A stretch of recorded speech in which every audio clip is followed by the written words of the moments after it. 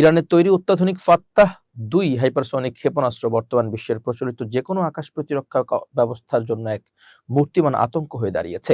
প্রখ্যাত সাময়িকী military watch ম্যাগাজিনের এক সাম্প্রতিক প্রতিবেদনে দাবি করা হয়েছে, ইসরায়েল বা যুক্তরাষ্ট্রের বর্তমান প্রযুক্তিতে এই ক্ষেপণাস্ত্রকে আটকানো প্রায় অসম্ভব। পহেলা মার্চ থেকে শুরু হওয়া অভিযানের ইসরায়েলের গুরুত্বপূর্ণ সামরিক লক্ষ্যবস্তুতে এই মডেলের অন্তত 3টি ক্ষেপণাস্ত্র সফলভাবে আঘাত হেনেছে, যা তেল আবিবের অপরাজয় প্রতিরক্ষা প্রাচীরের দাবিকে বড়সড় প্রশ্নের মুখে ঠেলে দিয়েছে। প্রতিবেদন অনুযায়ী ফাত্তাহ 2 ক্ষেপণাস্ত্রটি হাইপারসনিক গ্লাইড ভেহিকেল প্রযুক্তি ব্যবহার করে এতটা বিধ্বংসী ও কার্যকর। এই প্রযুক্তি বিশেষত্ব হলো এটি বায়ুমণ্ডলের উপরে স্তরে অত্যন্ত দ্রুত গতিতে উঠতে পারে এবং মাঝ আকাশে প্রয়োজন অনুযায়ী মুহূর্তেই গতিপথ পরিবর্তন বা কৌশলগত ম্যানুভার চালাতে সক্ষম।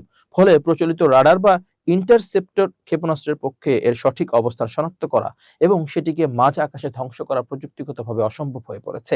ইসরায়েলের শীর্ষস্থানীয় ক্ষেপণাস্ত্র প্রতিরক্ষা ব্যবস্থা নির্মাতা প্রতিষ্ঠান রাফায়েলের ভাইস প্রেসিডেন্ট ইউভাল বাসিঙ্কি স্বয়ং এই প্রযুক্তির সীমাবদ্ধতা স্বীকার করেছেন।